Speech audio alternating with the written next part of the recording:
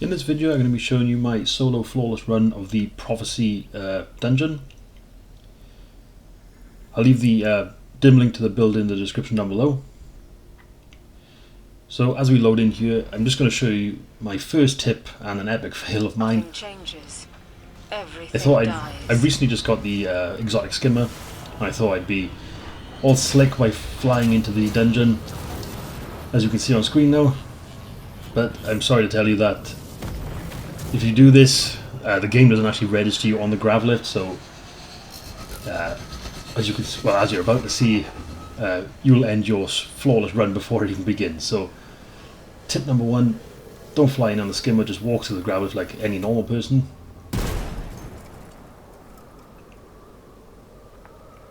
It'll save you time and obviously going back to orbit. So actually into the dungeon now, I like to just jump on this ball here, use heat rises, and you can actually just jump up this tube. You can skip the sort of first 2 minutes of the dungeon. So just keep jumping all the way up to the top.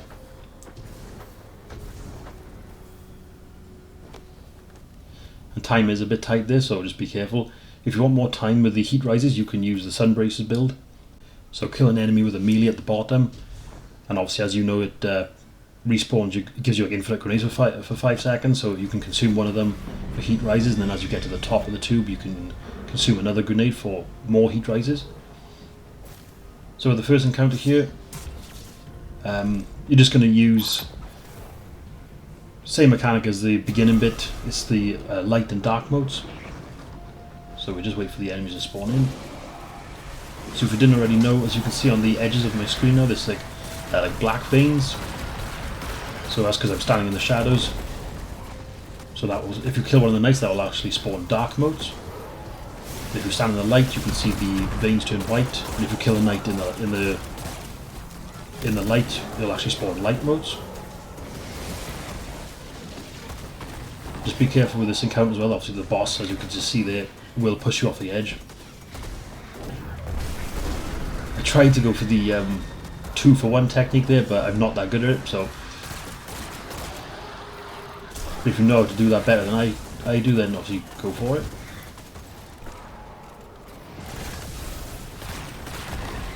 So same as the Warlord's Ruin dungeon build, solo flawless I did recently. I'll put that link in the description too. But I like to just throw a healing grenade down, get restoration times 2, and just kill all the ads. And obviously you can just keeps that survivability uptime.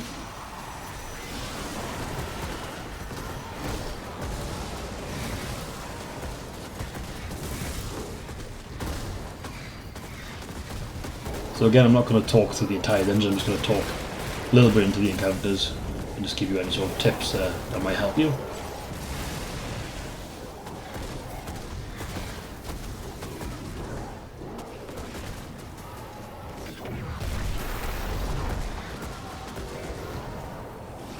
And again, as you can see, an epic fail for the 2-for-1 technique. I do need to learn how to do that properly.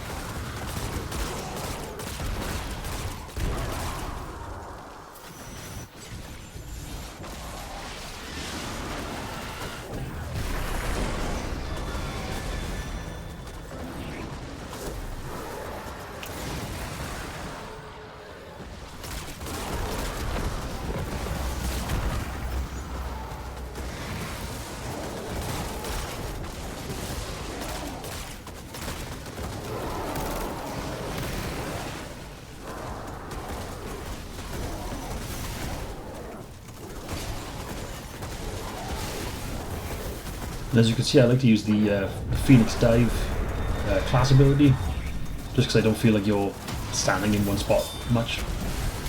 So on the damage phase, just tag him with the Dragon's Breath, just spam him with your super. So you should be able to get a comfortable one phase on the first boss here. But again, this is a flawless run, so if it takes you longer, obviously it's no issue. Just take your time. Obviously it's more important to stay alive than obviously speed run this.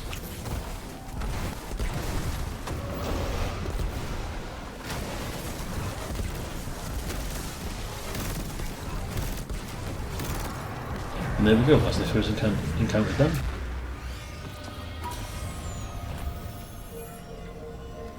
Just do a quick little ammo run here.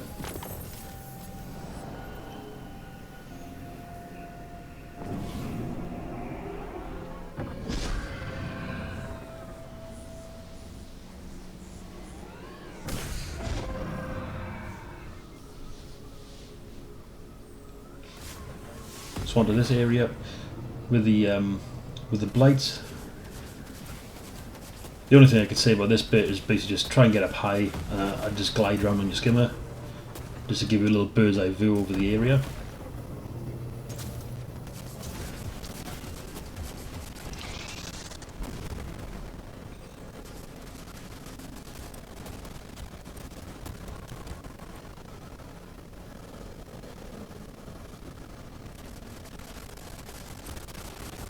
As annoying as it is to find the Blights, I gotta be honest, it's good fun just gliding around your Skimmer. I do like that about the Guardian games they just brought in. So when you get to actually finding the Blights, again, as this is a flawless run, just make sure you just kill all the enemies, take out the hobgoblins first with the snipers, they will do the most damage. And then take out the rest of the ads, just to be safe.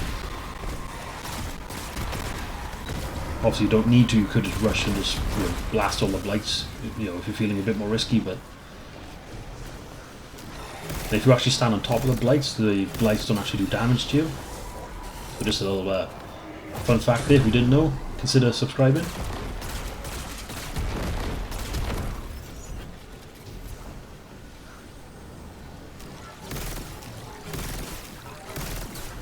So as you can see, when I stand on top of the Blights, my health doesn't tick down.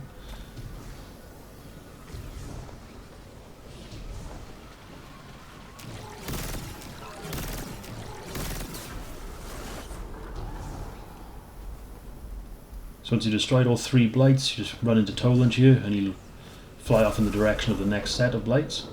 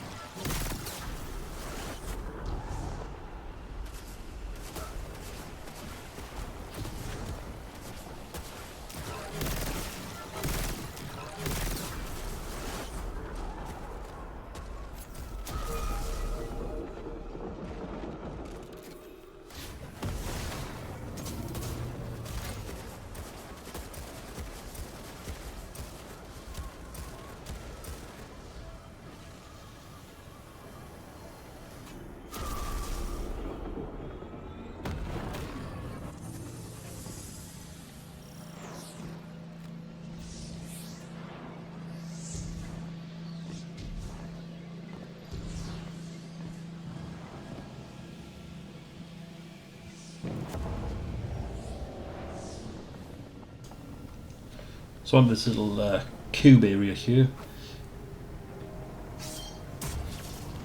again I'll just walk you through the encounter if you haven't done it before. So we're running to Toland, and then you're going to see the 4 plates up on the 4 walls. Whichever wall that Toland is, whichever plate that Toland is flying in front of, you need to look down to the floor and just see what motes need to deposit. So killing a hobgoblin up top will actually spawning a knight. There he is. So I need 5 dark motes. Hence why I'm standing in the dark, so I can kill this knight.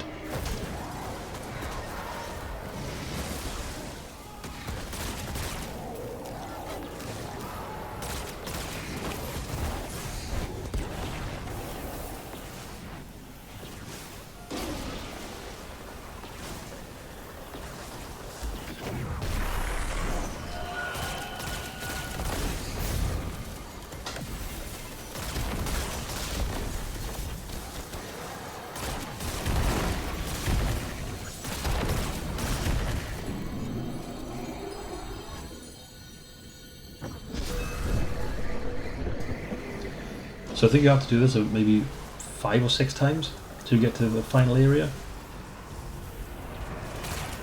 I don't think it happens on my run, but sometimes Toland won't be on any of the 4 plates on the 4 walls, he'll be on the ceiling above the cube.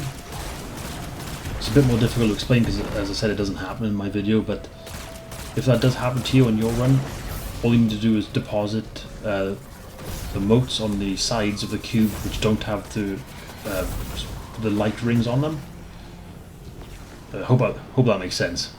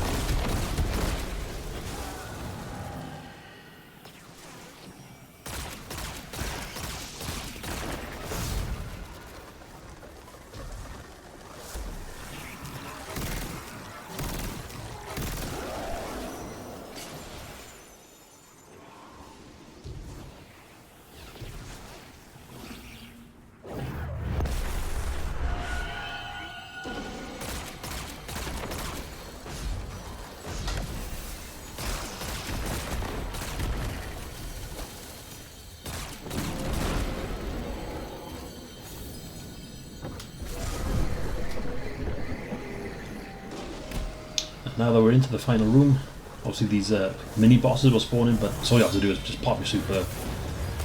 You'll kill them instantly, well, more or less. Just kill the bosses, kill the ads, and this encounter's finished.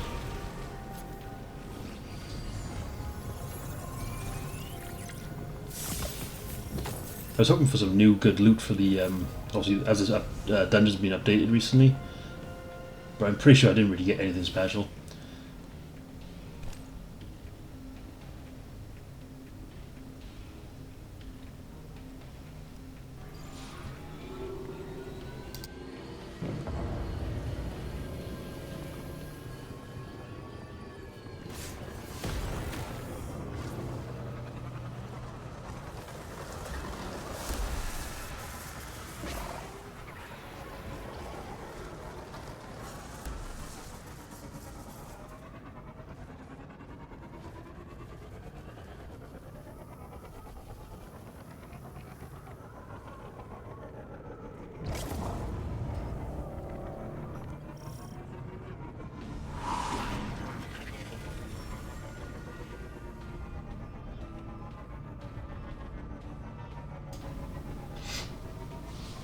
And now onto everyone's favourite bit, the ribbon road or rainbow roads, whatever everyone calls them.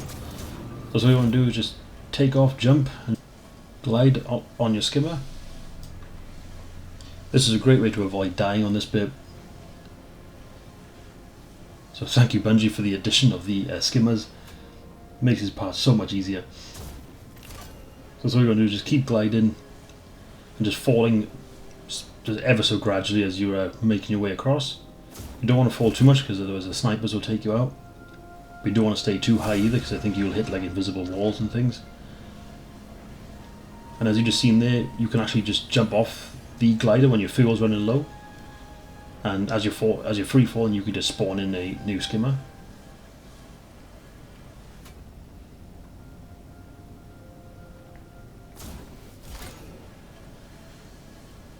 So just keep making your way across, just dropping gradually and using the fuel to skim along this section.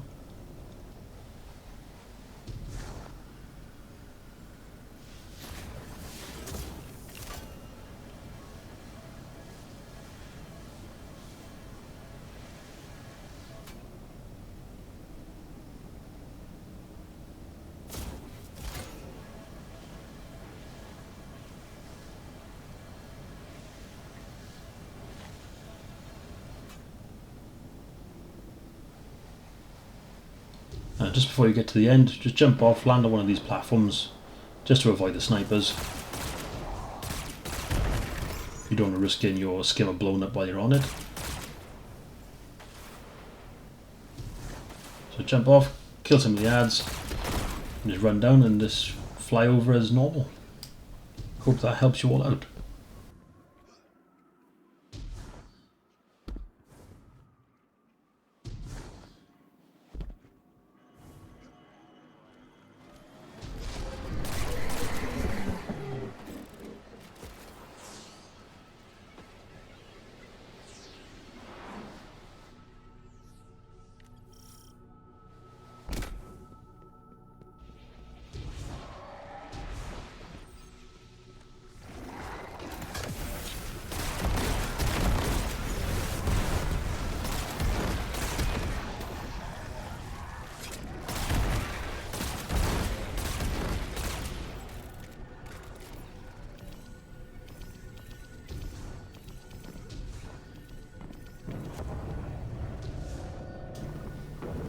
So on to the third and final encounter of the dungeon.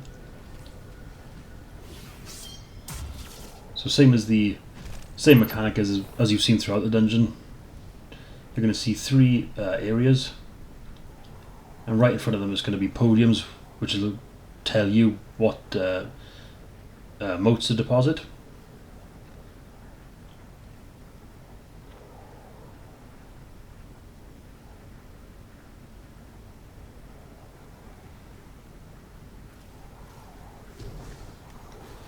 Run into Toland to start the encounter. So as you can see there, first one's dark, second one's dark, and the third one's light. They don't need to be done in any particular order, you can do them in whatever order you want. So straight away, down with a healing grenade, just killing some ads there just to keep that restoration up, give her as much time as possible for survivability.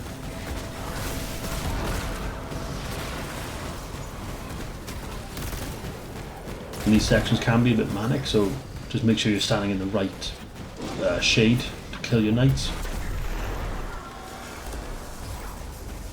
Because if you have 3 dark motes and you need 2 more dark motes and you accidentally kill a knight and it spawns light motes, if you happen to run into the light motes, it will actually overwrite your dark motes, so just be aware of that.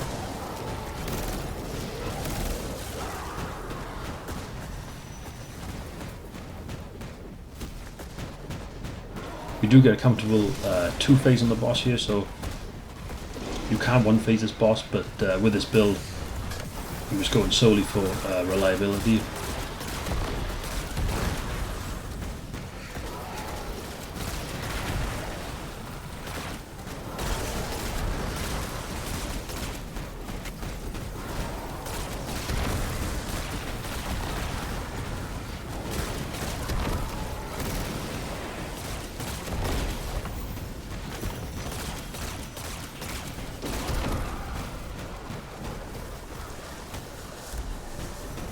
I'll be honest, watching my videos back, my aim does suck, I'm sorry.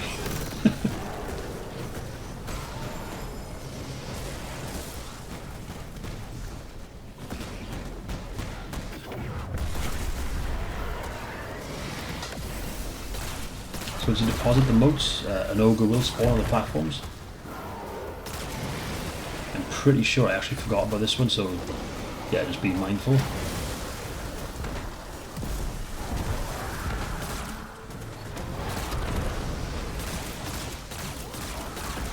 That could have easily ruined the flawless run, so just be aware of that and make sure you don't do what I just did.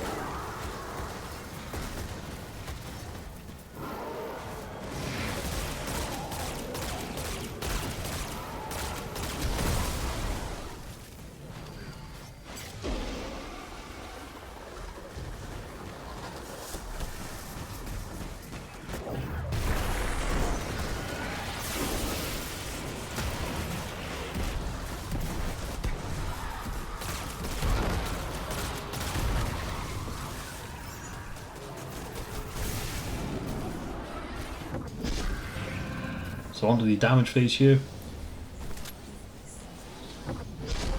Just drop down, tag him with Dragon's Breath. I thought I would have been smarter by saving my super to the end, but unfortunately I probably should have used it right there at the start. So just a quick tip for you. Use your super and the Dragon's Breath at the beginning, not at the end like I'm about to do on this first run.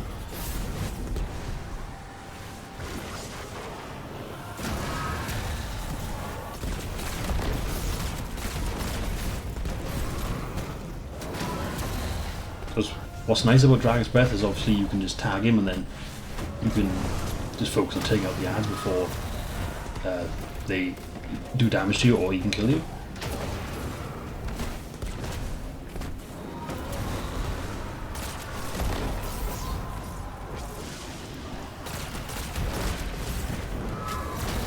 And obviously just avoid his blight, don't want to be teleported right back to the beginning.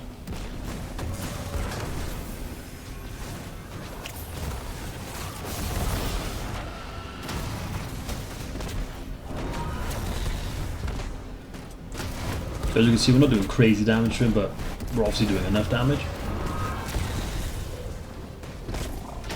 And you think we haven't even popped our super yet? Unfortunately, he did manage to tag me with a blight there, so I did miss out on a little bit of damage.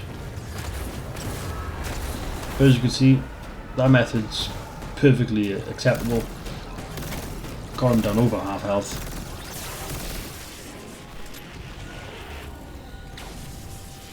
So now it's just rinse and repeat.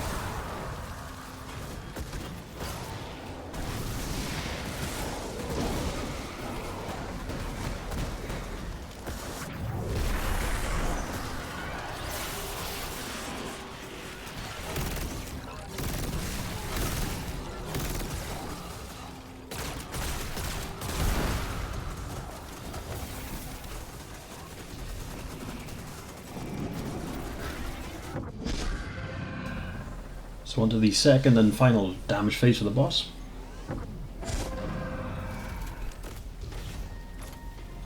So jump down, tag it with Dragon's Breath, pop your super. And as you can see, the damage is obviously dropping much quicker.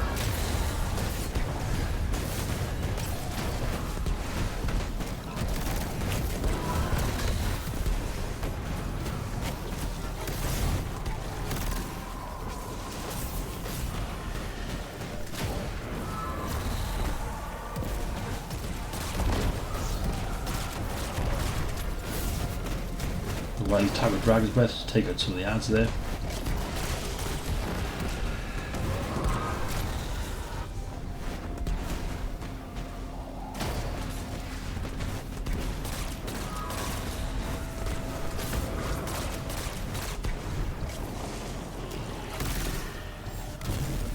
You don't have to, but I kind of find it better if you sort of try and stay ahead of him. I find it's better to have him teleport towards you than away from you. And there you have it, guys. That is my solo flawless run of the Prophecy dungeon updated. Hope this all helped you out. Let me know your thoughts in the comments down below and any questions you have. It hit me when you were tearing that last Leave a like and a sub. apart. Thank you all so much for watching. Have a great rest of your day, and I'll see you in the next one.